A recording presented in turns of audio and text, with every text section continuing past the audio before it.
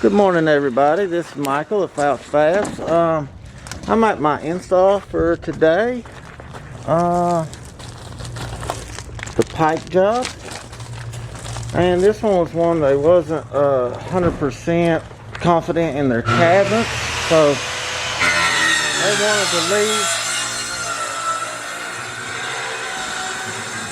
they wanted to leave the old countertops on here. And I told them why we didn't like that. We couldn't skim anything. We had a big long discussion about it, text and all that. You know, that we weren't responsible if it floated or anything like that because of the curves in the wood and all that. So when we get here, the guy's like, well, I can cut slits in there. I'm like, yeah, that'd be good if you'd have done it before we came, you know. That way we don't have to wait on you to do it. So anyways, that's what they're in there doing right now. I told them go ahead and do it while we set up, and we will we'll see how it goes. So we got our sink run here, guys, and it's a drop-in sink, but I went ahead and put the sink saver rail on it, and you guys know what that's for. But there's something a little different I did with this one, and I'll show you once I get the other piece in and get to that part.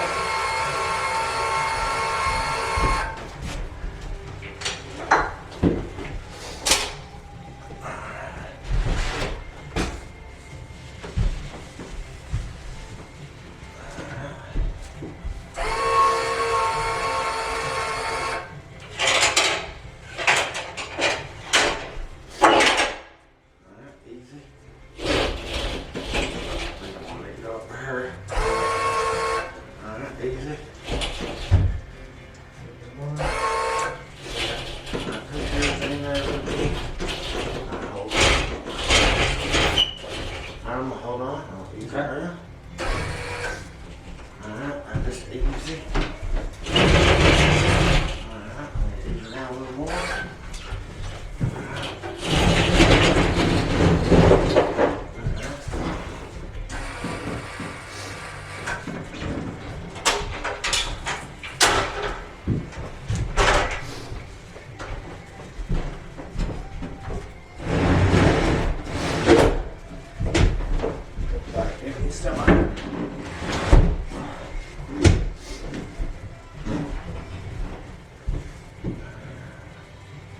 Grab some machines.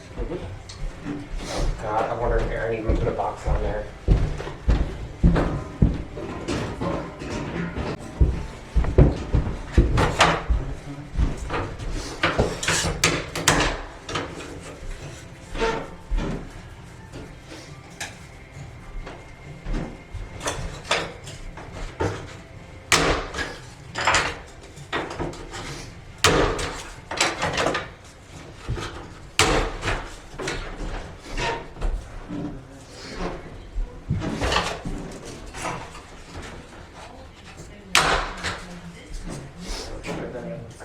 Huh?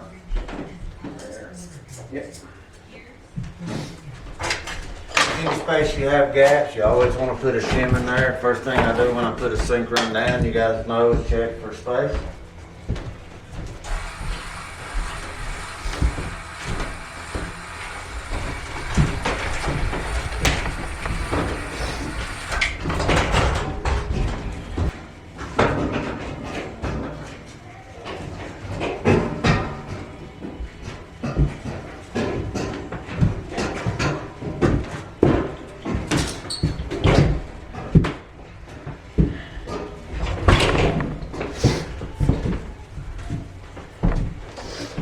You ever heard of that reflexology of that guy who we sent to continuously put the rock on the hill?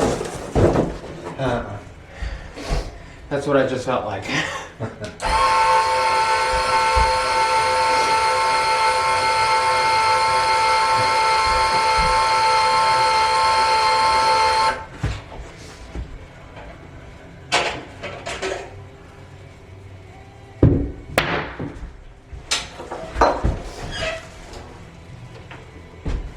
Close.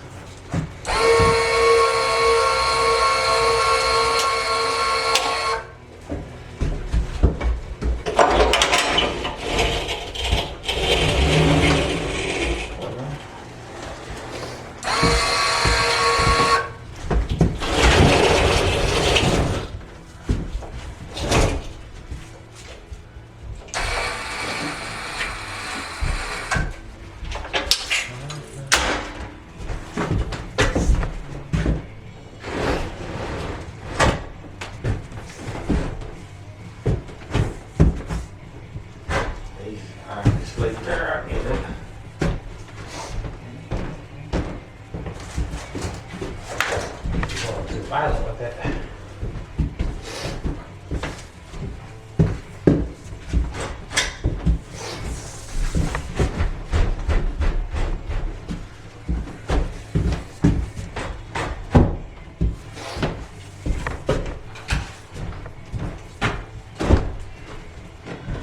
Fairly close, I can work with it from there. Alright guys, the thing I wanted to show you all, I'll go ahead and talk about it now. So, the drop-in sink, I think Tony has set it outside here. You can see it. You guys know what a drop-in sink is, what type of size they are and all that. Well, this job's got backsplash as well, which the backsplash is 1 3/16 thick. So you got to make sure you can put the backsplash behind the sink. So, and then you got to make sure the cutout is at least on the wood. So a lot of times these drop-in sinks are just way too big for the cabinets that they're going in. But as you can see, I've scored it like we do every drop-in sink. But we've got the seam right here. So we want to be able to put the Gorilla Grips on there. So if I scored it like every other drop-in sink, and I did the other side just like this side, then I wouldn't be able to put my Gorilla Grips on there and get suction and pull it apart and get any crowns or anything like that out of it. So just a tip for anybody who's new to a shop or don't know a lot about fabrication. If you have a drop-in sink and you got a seam close by, don't score the whole thing. Leave the half that's closest to the seam open so that you can still put your Gorilla Grips on there. You still got the minimum amount of cutting in the house because you've scored this side and knocked out the corners of this side. You just can't do this side. So that's just a little tidbit for you.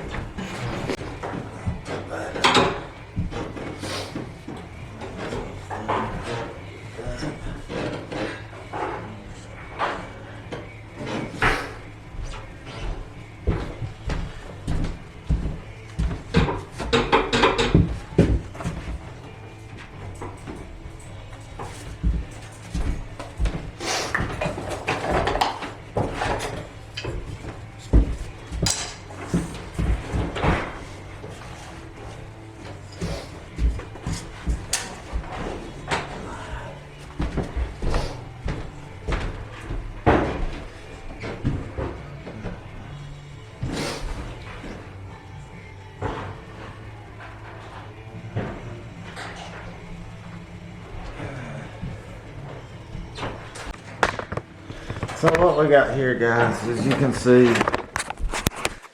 the difference in the level.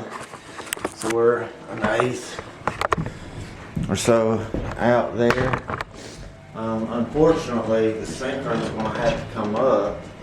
I've already raised the back corner here so that the physics of that would cause this side to come down.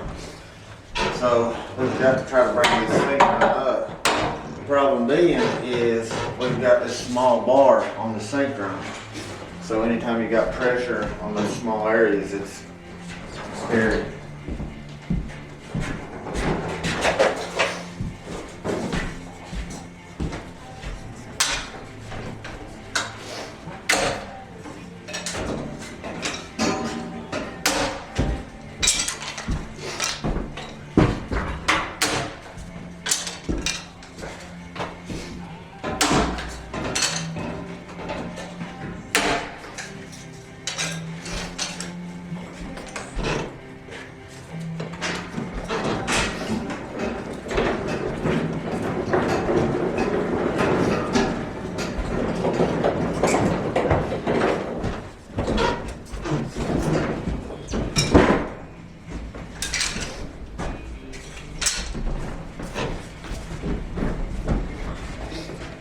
Only option is to go a little bit at a time and raise this up so that we don't put pressure on that corner.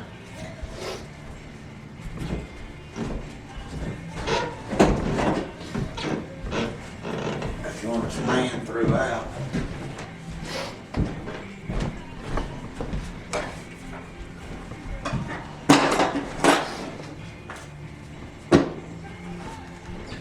And if you look over here,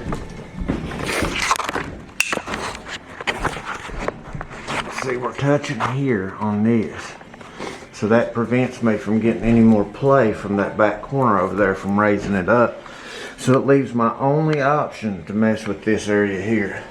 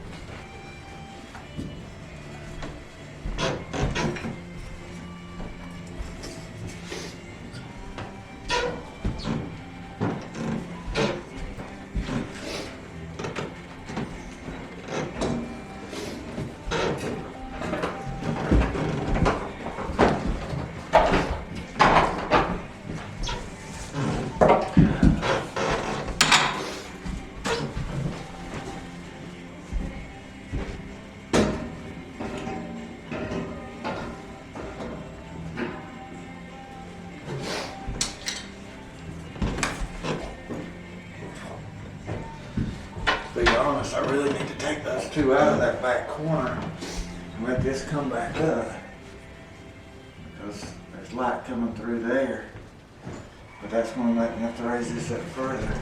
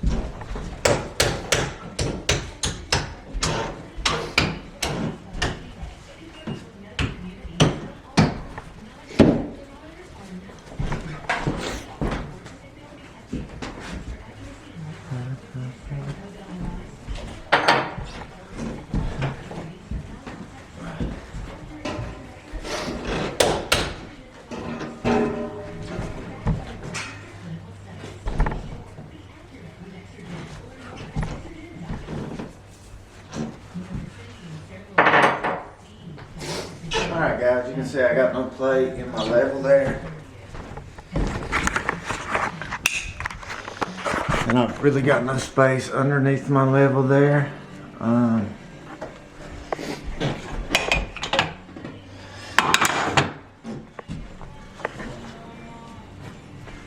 So I'm about as well as I can get it here. And we're nice and secure now. But also remember that we've got all this here still connected, giving us support. Plus we've got the aluminum sink saver rail on there. So the scary part comes when we remove this and then we cut this out and all we got is this and that. So, but all we can do is roll with it. Alright guys, so I'm going to start getting my seam stuff set up, so I'm going to put you guys on hold and I'll turn you back on here in a bit. Alright guys, for this color on the seam I used gray, white, brown, and buff. Just a touch of the gray and the brown. I mean just a touch. A little bit goes a long way. And then I used a bit of the white and buff. Not a whole lot of that either. You'll end up with something that looks like bubble gum. But as you can see, when I rubbed a little bit in the seam for a sample, see, it matches up pretty much perfect. I know because I've done this color about 1,000 times, but for those of you that haven't, if you use those colors, you should turn out with a perfect color match.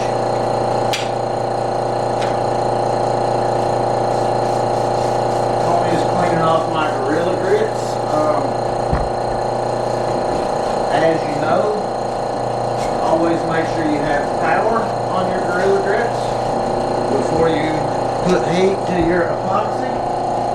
You don't want to put heat to it, put it in there, and then realize you don't have any juice.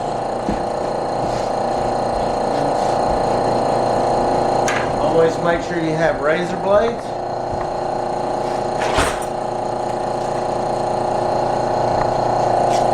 And now you're ready to rock and roll. I recommend not answering your phone, not talking to anybody, not answering any questions while you're running the scene. You only have a certain amount of time before this epoxy sets up.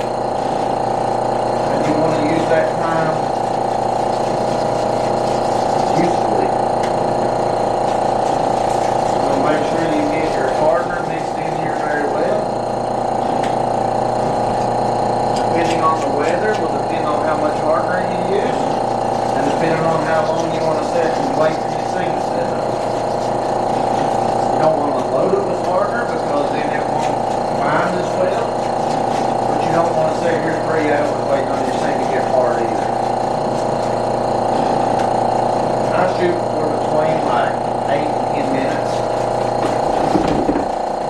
Usually kind of get everything set up, level, all that. And then if it's taking longer than I want, I can always put a torch to it.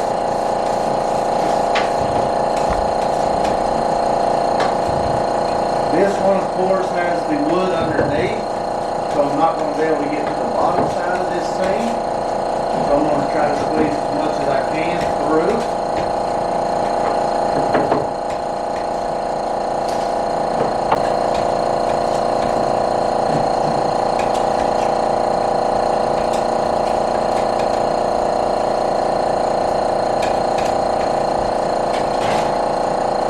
Now that I've got my epoxy pushed in there well, I'm going to physically go over here and push it by hand.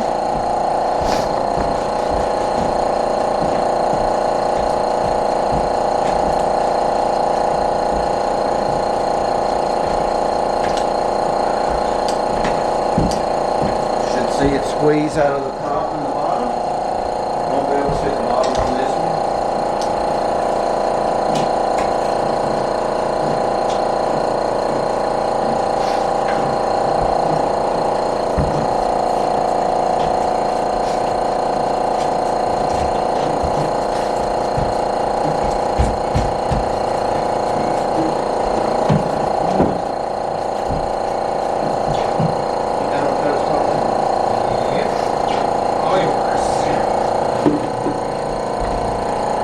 Down and ready to roll. That one needs to be resprayed. Always spray your Gorilla Grease with either alcohol or water so you get a good bond.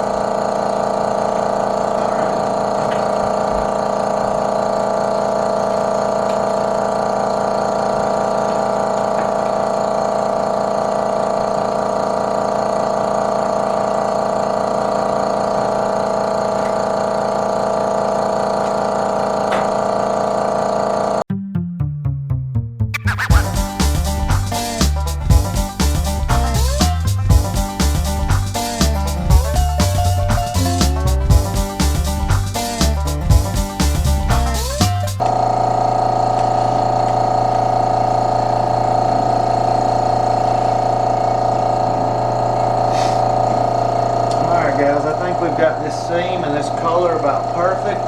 The reason I added a little more white and a little more buff, I can still see a little bit of the shade of the seam through my epoxy, so I wanted to add just a little bit more color to darken it up or make the color darker, not necessarily a darker color, make the,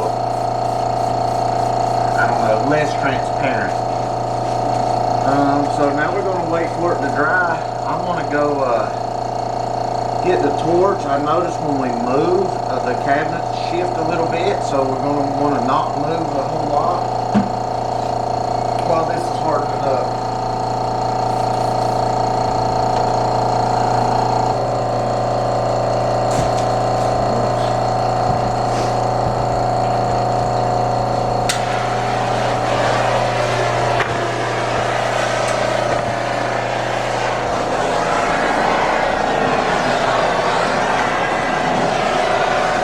We're doing here is heating up the stone around the seam.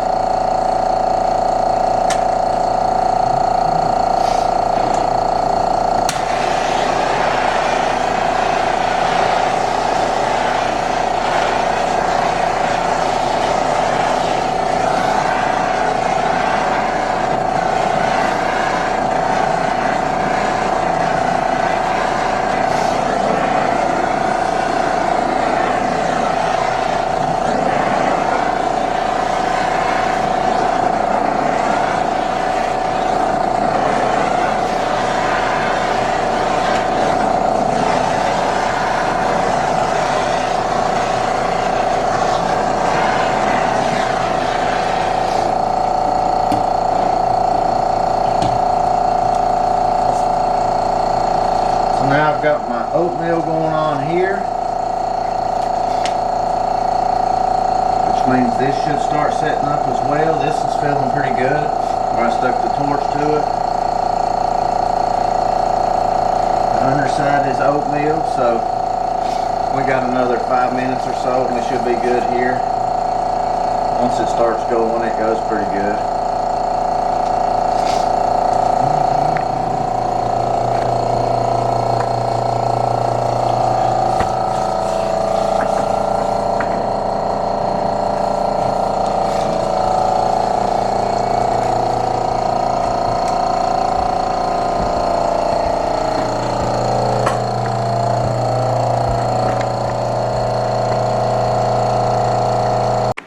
Alright, pterodactyls, we have got the seam ran.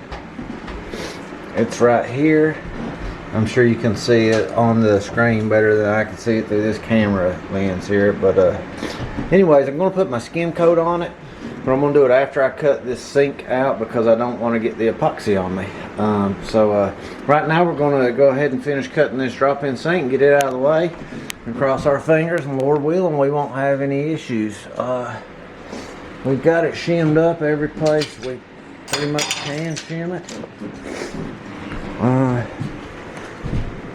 So all we can do right now is do what we do.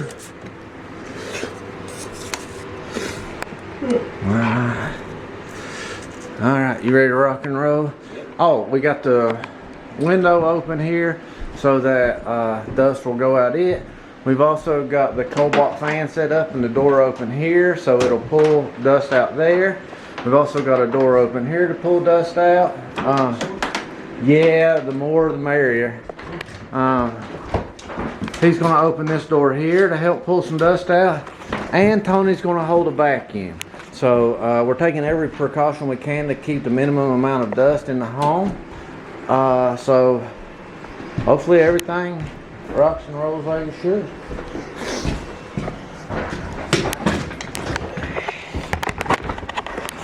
I guess I'm gonna set you guys up and let you kind of watch us cut. I'm gonna go over here while you're not watching Tony's back.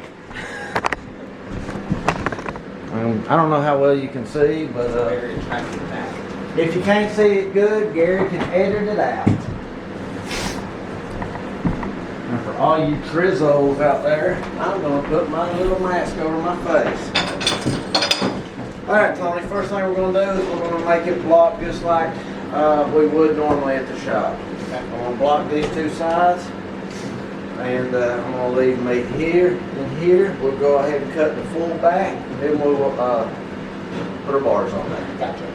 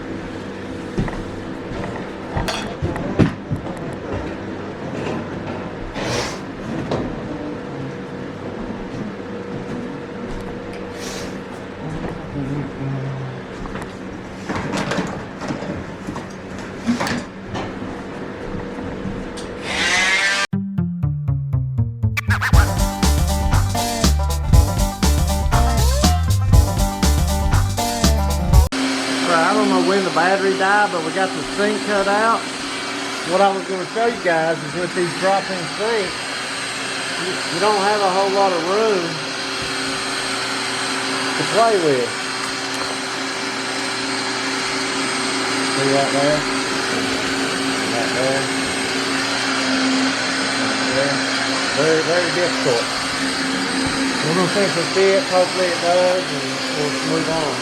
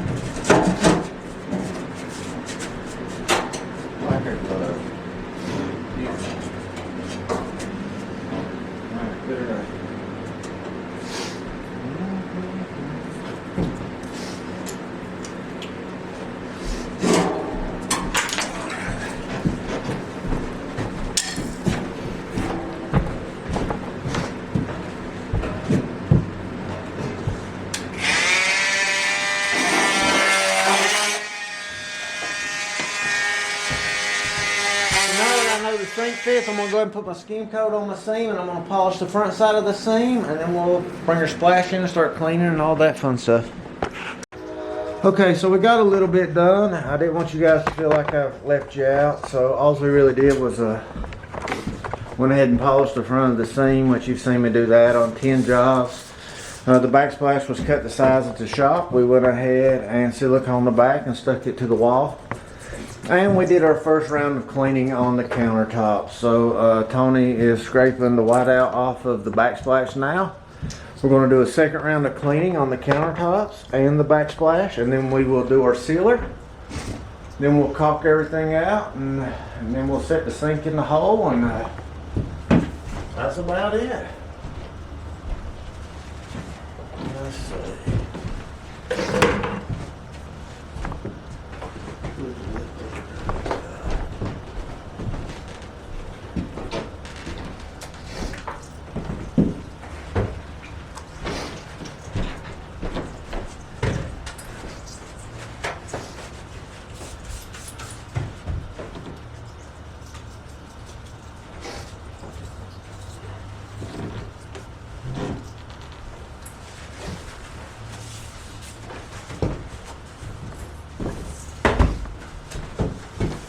There's two ways you can get this whiteout off. Either way works as well as the other.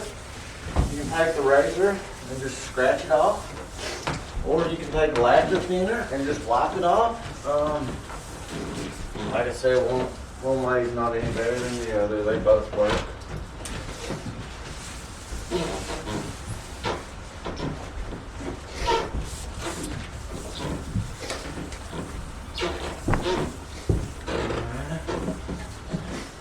So now we're going to go ahead and seal the counter. I talked about it a little bit on the last video. We always seal it before we do our final caulk. If we did our final caulk and then we sealed it, we wouldn't be able to wipe all the way up to here without touching the silicone. And then it would look ugly and it wouldn't be sealed there. So we do it this way first, then we can seal it all the way, and then we can have our silicone still look nice.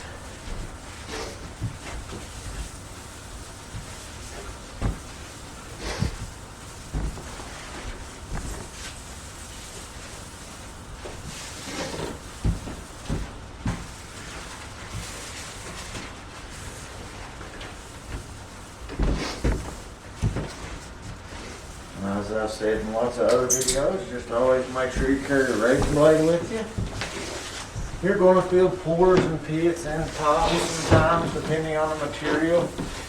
But if you run across something that's really bumpy or scratchy, you know, you just take this and scrape it off.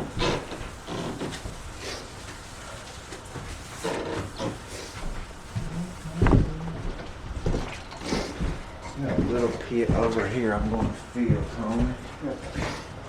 I can find my epoxy. I think it's outside. I was looking for the bag because what you call it? The putty net was just over there. Find the bag.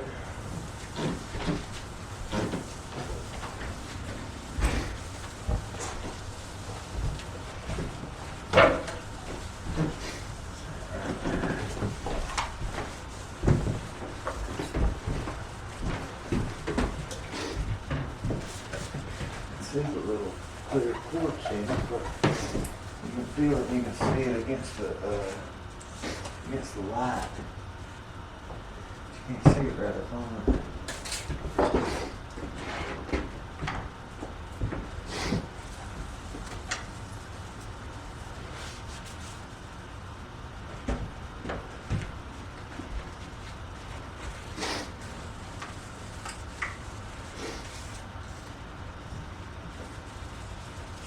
You be careful not to touch it there, till that dries. Oh, I'm bending over here.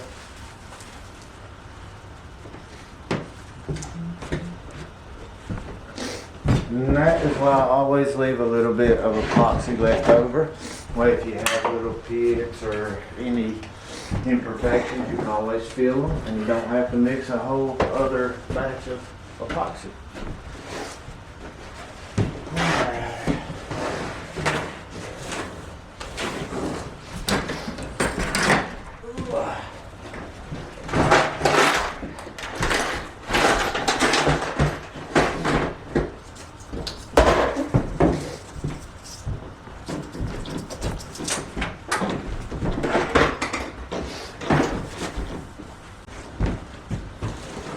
We're gonna go ahead and run some. I was gonna attempt to.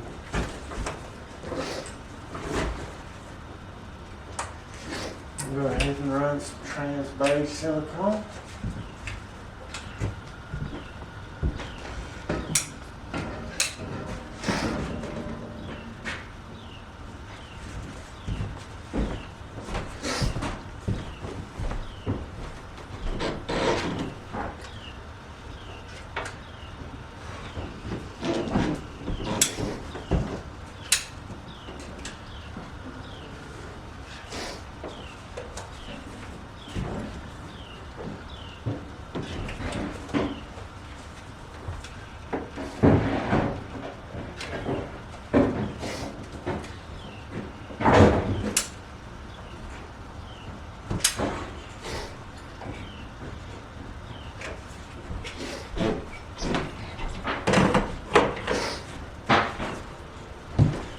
Of course, we always spray these silicone with alcohol.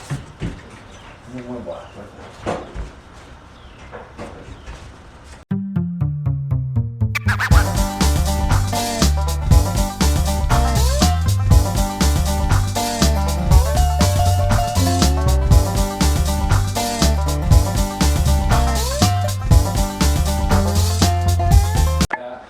Tony's going over to after care of the customer. I'm going to go over the finish with you. We sealed everything. We siliconed everything. Sorry guys, I had a battery dilemma go out there. So we finished, like I was saying. Painter's caulk, siliconed everything. We set the drop-in sink in place. Of course, with the drop-in, we only cut the hole and just set the sink in there. Everything turned out good. Didn't really have any problems with the wood being on the cabinets. A little bit of shimming, maybe 3/16. Not bad at all. As you've seen, even though they're not finished with the floor, we went ahead and covered it just to keep our mess down and keep stuff off the floor. And guys, that's about it. Nothing crazy. No nightmares happen. So pretty smooth job. I'm gonna grab some after photos and we're going to get out of here. If you're new to the channel, I appreciate you watching, and subscribe and give us a like if you like it, and we'll see you on the next one.